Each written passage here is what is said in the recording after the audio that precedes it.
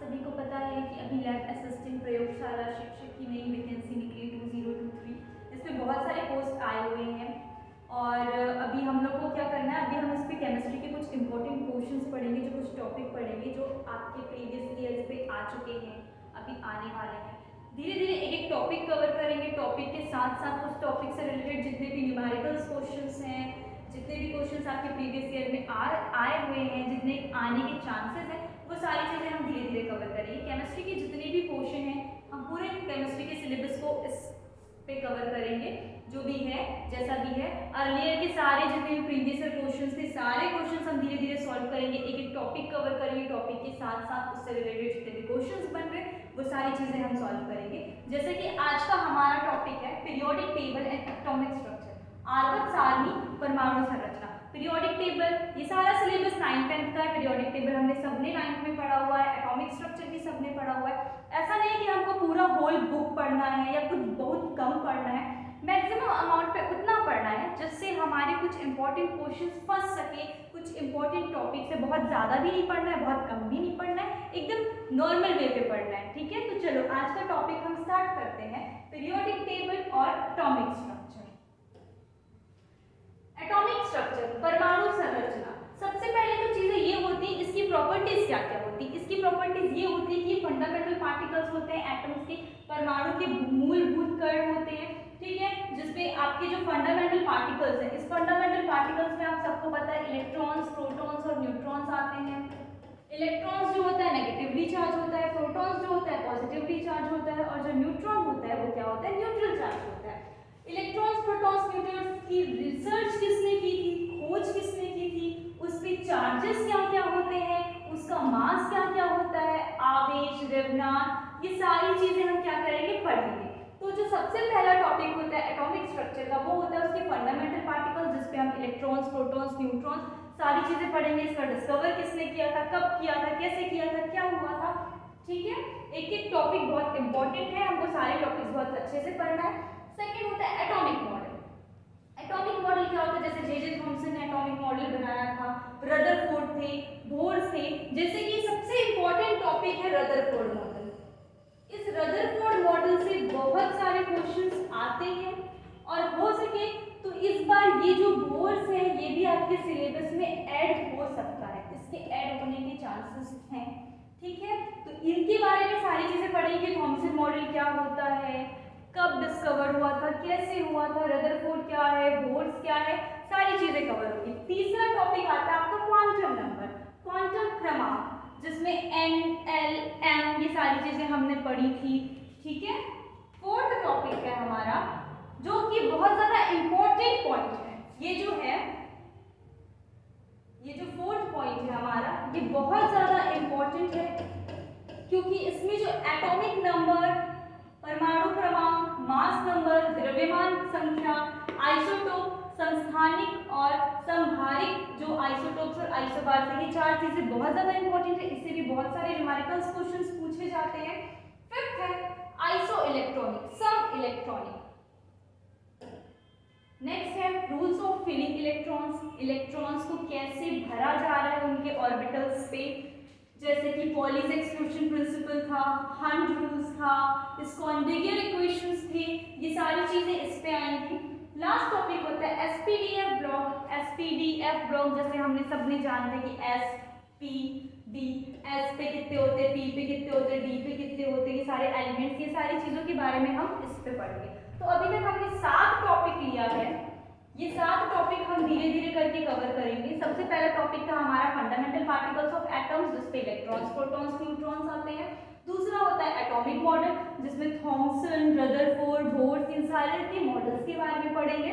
Third होता है quantum number, quantum numbers के बारे में पढ़ेंगे।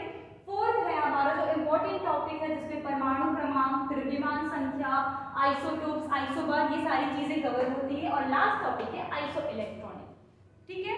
तो हमको ये पांचों टॉपिक कवर करना है, बहुत ज्यादा भी नहीं पढ़ना है, बहुत कम भी नहीं पढ़ना है, ऐसे क्वेश्चंस करेंगे जो कि इजीली हमको बन जाए, इजीली हमारे क्वेश्चन एग्जाम पे आ जाए। फर्स्ट है एटम्स। एटम्स दैट मींस परमाणु। एटम्स क्या होते हैं, एटम्स एक इतने स्मॉलेस्ट पार्टिकल्स हैं जिनको ना ही हम ब्रेक कर सकते हैं, ना बना सकते हैं। एक महर्षि थे जिनका नाम था कर्नाड, महर्षि कर्नाड। इन्होंने द्रव्य बनाया था, एक मैटर, और उन्होंने बताया था कि ये क्या है, एक सूक्ष्मतम भाग है, ये एक स्मॉलेस्ट पार्ट है। किसी भी चीजों का एक छोटा सा जो कण होता है, एकदम स्मॉलेस्ट पार्टिकल, उन्होंने उसका नाम दे दिया था मैटर। और ये मैटर जो थे वो सॉलिड भी हो सकते थे, लिक्विड भी हो सकते थे और गैस भी हो सकते थे। तो जो महर्षि कर्नाड थे उन्होंने ये सारी चीजें बताई थी कि जो परमाणु आए थे, इन्होंने ये वर्ड दिया था परमाणु, मैटर, द्रव्य, ठीक है। अब इसके बाद जो जॉन डाल्टन आए, उन्होंने एटम्स की कुछ थ्योरी बताई थी। जॉन डाल्टन के हिसाब से जो एटम्स थे वो इंडिविजिबल थे, जितने भी एटम्स, जितने भी परमाणु हैं वो क्या थे, अभिभाज्य थे, मतलब उनको हम ब्रेक डाउन नहीं कर सकते, वो नहीं टूटता, ना ही वो बनता है। लेकिन क्या था कि जॉन डाल्टन की ये जो थ्योरी थी, जैसा कि हम सबको पता है कि एक टाइम के बाद हर साइंटिस्ट का एक ड्रॉबैक निकला था, दूसरे साइंटिस्ट ने आके उसके ऊपर कुछ रिसर्च किया था।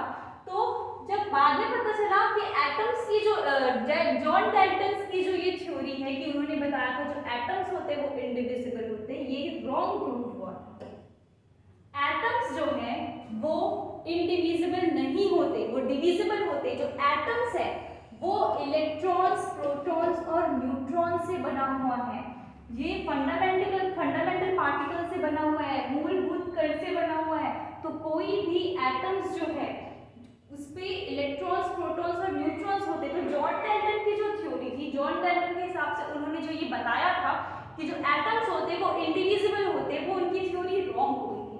जो एटम्स है वो फंडामेंटल पार्टिकल्स होते हैं जिसपे इलेक्ट्रॉन्स, प्रोटॉन्स, न्यूट्रॉन्स होते हैं। अब आपको इसको याद करने का तरीका, जो इलेक्ट्रॉन्स होते हैं उस पर नेगेटिव चार्ज होता है, प्रोटॉन होते हैं उस पर पॉजिटिव चार्ज होता है, और जो न्यूट्रॉन होते हैं उस पे न्यूट्रल चार्ज होता है, that means no charge. Neutrons पे कोई भी चार्ज याद नहीं होता। इसको याद करने का तरीका, ईट पगनाज, ईट, ई मतलब इलेक्ट्रॉन, ट से इनके साइंटिस्ट का नाम आता है थॉमसन, प से प्रोटॉन, जी से इनके साइंटिस्ट का नाम आता है गोल्डस्टीन, एन से आपका आता है न्यूट्रॉन जिसके साइंटिस्ट थे चैडविक। ये नाम हमको याद रखना है, ये बहुत ज्यादा इंपॉर्टेंट है। ये एमसीक्यू पे पूछ सकता है कि इलेक्ट्रॉन्स का डिस्कवर किसने किया था, प्रोटॉन का डिस्कवर किसने किया था, न्यूट्रॉन का डिस्कवर किसने किया था। साथ ही साथ इन चीजों की ईयर्स भी पूछ सकते हैं। तो हम पूरे इस चैप्टर में सिर्फ इलेक्ट्रॉन्स और प्रोटॉन्स के बारे में ही पढ़ेंगे। क्यों? क्योंकि इलेक्ट्रॉन तब न्यूट्रॉन्स तो बना ही नहीं था। इलेक्ट्रॉन्स और प्रोटॉन्स आपके बने थे 1897 में, और जो न्यूट्रॉन्स है वो अभी 1932 में आया है। तो पूरे चैप्टर में हम सिर्फ इलेक्ट्रॉन्स और प्रोटॉन्स के बारे में पढ़ेंगे कि ये कैसे आए, क्या हुआ, इनका चार्ज क्या है, इनका मास क्या है, इनका डिस्कवर कैसे हुआ था। ओके, नेक्स्ट इंपॉर्टेंट पॉइंट्स कुछ हैं, cathode rays and anode rays. जैसा कि आप सभी को पता है कि ये आपके सिलेबस पे नहीं है कैथोड रेज और एनोड रेज, बट इलेक्ट्रॉन्स तो है ना, इलेक्ट्रॉन्स तो है। तो इलेक्ट्रॉन्स के बारे में सारी चीजें पता होनी जरूरी है। ये कहाँ से आए कैथोड रेज, कैथोड किरणें, एनोड किरणें, ये कैसे आए, कैसे बने, ये सारी चीजें। इसके लिए सबसे पहले पढ़ते हैं कैथोड रेज। कैथोड रेज में एक साइंटिस्ट थे विलियम क्रूक्स और जे थॉमसन। विलियम क्रूक ने एक एक्सपेरिमेंट किया था डिस्चार्ज ट्यूब का। विलियम क्रूक ने एक एक्सपेरिमेंट किया था डिस्चार्ज ट्यूब का। उन्होंने डिस्चार्ज ट्यूब बनाया था और उस डिस्चार्ज ट्यूब में काम किया था जे थॉमसन। हालांकि हम बोलते हैं कि जो डिस्चार्ज ट्यूब है वो क्या था, साइंटिस्ट विलियम क्रूक था। तो डिस्चार्ज ट्यूब सिर्फ साइंटिस्ट विलियम क्रूक ने बनाया था, लेकिन उस पर जितनी भी एक्सपेरिमेंट हुई थी, उस पर जो भी वर्क हुआ था, जो भी काम हुआ था, वो किया था जे थॉमसन ने। इन्होंने एक डिस्चार्ज ट्यूब बनाई थी, उसकी साइड पे क्या रखा था, कैथोड और एनोड। जैसे कि हमको पता है जो कैथोड होते हैं, ये जो कैथोड है ये इलेक्ट्रॉन्स है, ये कैथोड जो है ये इलेक्ट्रॉन्स है, और जो एनोड होते हैं प्रोटॉन्स होते हैं। जो कैथोड है वो नेगेटिवली चार्ज होता है और जो एनोड है वो पॉजिटिवली चार्ज होता है।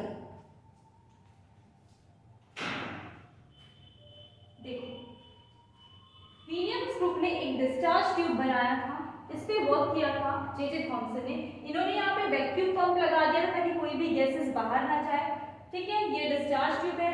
यहाँ पे इन्होंने बताया था कैथोड रे, और ये बताया था कि इन्होंने एनोड रे। और ये जो रेड कलर का ये जो बना हुआ है, इसमें इन्होंने जिंक सल्फेट फ्लोरेंस बनाई थी जो किसी भी किरणों को रोक सके। अब उन्होंने देखा कि जो इलेक्ट्रॉन्स है, इलेक्ट्रॉन से सारी स्ट्रेट रेज इस तरफ जा रही है। अब कैथोड रे इस तरफ जा रही है, दैट मींस कि जो इधर से जा रहा है, तो कैथोड ये तो नेगेटिवली चार्ज है ना, तो ये सारे क्या जा रहे थे, यहाँ पे इलेक्ट्रॉन्स जा रहे थे जो कि एकदम स्ट्रेट लाइन में जा रहे थे, इसीलिए इसको हम कैथोड रेज भी बोलते हैं। ये सारे, जैसे आपने 9th में पढ़ा होगा कि जो रदरफोर्ड थे, उन्होंने एक जिंक सल्फेट लगा के 1000 अल्फा पार्टिकल्स रेज भेजा था। उस रेज पे वो देख रहे थे कि वो वहां से शाइन हो रहा है, बाउंसिंग बैक आ रहा है, कि कोई उसको क्रॉस करके जा रहा है। वही चीजें सेम एक्सपेरिमेंट विलियम्स क्रूक और जे थॉमसन ने यहाँ पे किया था। तो इसकी कुछ प्रॉपर्टीज उन्होंने देखी थी। प्रॉपर्टीज ये देखी कि जो कोई भी किरणें हैं, कोई भी रेज है जो ये कैथोड की साइड से जा रही, वो सारी क्या जा रही थी, स्ट्रेट लाइन के फॉर्म पे जा रही थी, ठीक है। वैक्यूम पंप था, डिस्चार्ज ट्यूब है, ये सारा चीज उन्होंने देखा था। अब इन्होंने इनकी कुछ प्रॉपर्टीज बताई थी। प्रॉपर्टीज क्या थी, जो रेज है वो कैथोड से एनोड की तरफ जा रहा है, दैट मींस कि नेगेटिवली टू पॉजिटिवली चार्ज पे जा रहा था। नेगेटिव चार्ज शो कर रहा था, ऋणात्मक स्ट्रेट लाइन में जा रहा था, सीधी रेखा में गमन कर रहा था। फोटोग्राफिक प्लेट इफेक्ट भी बनाता है, मैकेनिकल इफेक्ट यांत्रिक प्रभाव भी कर रहा है, सरफेस मेटल धातु की सतह से हो रहा है, और ये एक्सरे जो है ये एक्सरे भी बनाता है। ये किसी भी गैस के हिसाब से, इलेक्ट्रोड्स के हिसाब से अपनी पोजीशंस को चेंज नहीं करता है। अब देखो एनोड रेज क्या होते हैं, सेम वही एक्सपेरिमेंट था। हम एनोड रेज सिर्फ इसको बोलते हैं। एनोड रेज में इन्होंने क्या किया था, एक परफोर्टेड कैथोड रखा था। परफोर्टेड कैथोड मतलब ये जो कैथोड रेज है उसको उन्होंने छोटे छोटे होल्स कर दिए थे, जैसे कि मैंने यहाँ पे बनाया है, या हम इसको थोड़ा सा मिटा भी सकते हैं जिससे ये पता चल जाए कि जो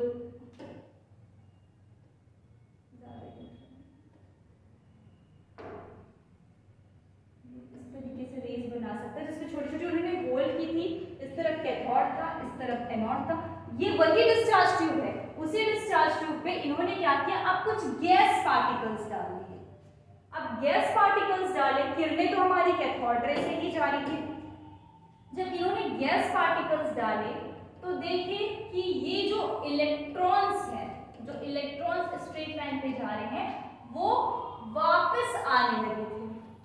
उस गैस के इफेक्ट से जो इलेक्ट्रॉन्स हैं वो वापस आने लगे। लेकिन जो हमारी रेज है, हमारी जो किरणें हैं, वो तो इलेक्ट्रॉन से ही जा रही है ना, कैथोड से ही जा रही है, तो इसका नाम एनोड रेज बोला जाता है। बट ये जो इलेक्ट्रॉन्स वापस बाउंस बैक जा रही है, इसीलिए इसका नाम होता है केनाल्स रे। इसीलिए इसको केनाल्स रे कहा जाता है, जो कि इलेक्ट्रिक और मैग्नेटिक, वैद्युत और चुंबकीय चीजों पे इफेक्ट करती है। जो रेज है, ये रेज नेगेटिवली है हमारी इलेक्ट्रॉन्स, ये रेज इधर स्ट्रेट लाइन पे जा रही है। अब इस नेगेटिव को यहाँ पे इलेक्ट्रिकल पॉजिटिव चार्ज दिख गया तो ये क्या हो गई, इस तरफ मूव हो गई। इधर मैग्नेटिक दिख गया तो ये इस तरफ मूव हो गई। तो जिस तरफ उसकी जो पॉजिटिवली चार्ज है वो उस तरफ मूव हो रही है, इसीलिए इसको केनाल रेज और एनोड रेज भी कहा गया है। अभी इस टॉपिक में हमने सिर्फ एक छोटा सा इंट्रोडक्शन पढ़ा था इलेक्ट्रॉन्स और प्रोटॉन्स से रिलेटेड, ठीक है।